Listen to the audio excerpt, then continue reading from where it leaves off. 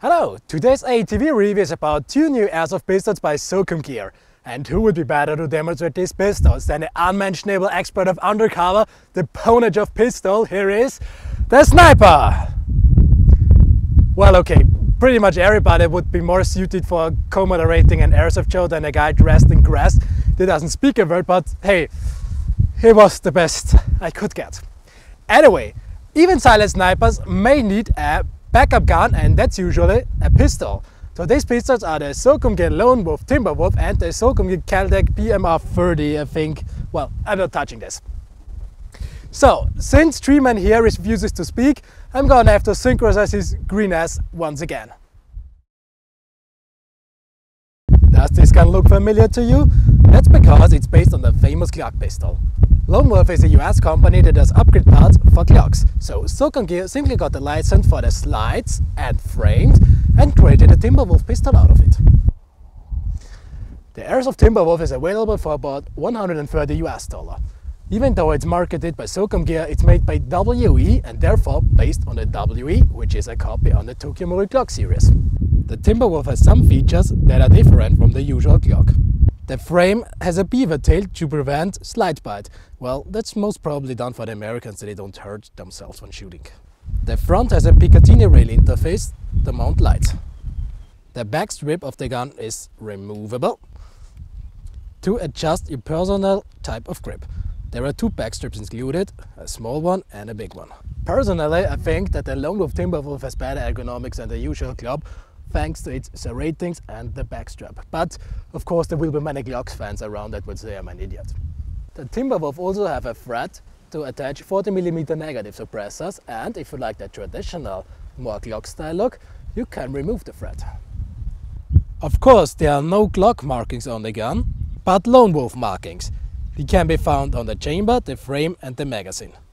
The metal slide and plastic receiver have a magic dark grey look, which gives the gun a nice clean finish. It weighs about 780 grams and feels very solid.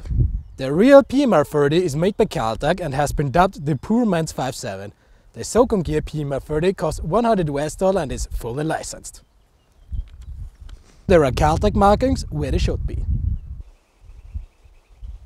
Like on the real gun, the PMR-30 is mostly plastic and weighs about 500 grams. The plastic doesn't really look good and also feels kinda cheap. If you're putting it side to side to the Timberwolf, the Kel-Tec nearly seems like a water pistol. There's a big joint visible on the frame and its rough edges are not very comfortable when holding the gun. If you have big hands, the ergonomics are fine. If you're small-handed, stay away from this big gun. The frame has a Picatinny profile on the front to mount a tactical light, laser or whatever flows your mind. The magazine holds 24 rounds. Because it's a WE product, you can use WE magazines of course, or Tokyo Marui Glock 17 magazines. Not just the magazine is compatible to Tokyo Marui. Nearly all internal parts are exchangeable with Tokyo Marui Glock 17 internal parts. And as usual, the hop-up is located here. As you gunners probably know, a real Glock doesn't have a safety, while the airsoft one has the emergency safety. The Timberwolf has a nice and crisp blowback and the trigger has also a very good pull. Well, the power is around 290 to 300 FPS and the gas performance isn't that well. Because if you're using rapid fire, you can be happy to get one complete magazine out of the gun. The PMR-30 is not powered by green gas, but by a CO2 capsule. The CO2 capsule is stored in the grip, therefore the magazine is tiny. Also, it holds just 15 BBs, while the real PMR-30 holds 30 rounds. To install the CO2 capsule, remove the magazine. The magazine release button also opens the CO2 door. Now insert the CO2 capsule and use this screw to lay up and open the capsule. And you better hurry, because else you will lose all the CO2. The safety lever can be used from both sides. The gun features fiber optics like the real PMR-30. As on most CO2 pistols, the trigger is a double-action one. That means you have to press the trigger really hard. That makes the PMR-30 hardly usable for target shooters. The power is around 450 FPS using 0.2 gram geese, but there is no hop-up, which limits the range.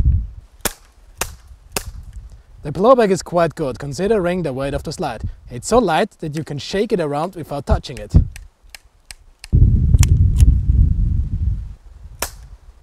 When the magazine is empty, the slide stays back. Even though it is back, you can still press the trigger. Let's sum things up. The Timberwolf is a nice alternative to usual Glock airsoft, especially when you're not allowed to import Glocks into a country due to the license and trademark reasons. But you shouldn't forget that this one is just a WE internals, meaning the performance out of the box, especially the gas efficiency, is, well, okay, but far from being perfect. The PMR-30 seems like it has been rushed into production. It's very cool of Socomgear to do new guns instead of just copying airsoft guns that have been already released. But $100 seemed too much for that kind of quality. Also, due to its way too high power and the lack of an hop-up, it's not really usable for skirmishing. Let's hope there will be some kind of deluxe version with standard green gas mags and better quality plastic parts of the PMR-30 available soon. That's it for this video review. Thanks for watching, and if you should be able to talk and holding an airsoft gun, consider Korea's AATV Co-Moderator, cause I'm getting sick of doing all the work here while Green Chewbacca just plays with his balls.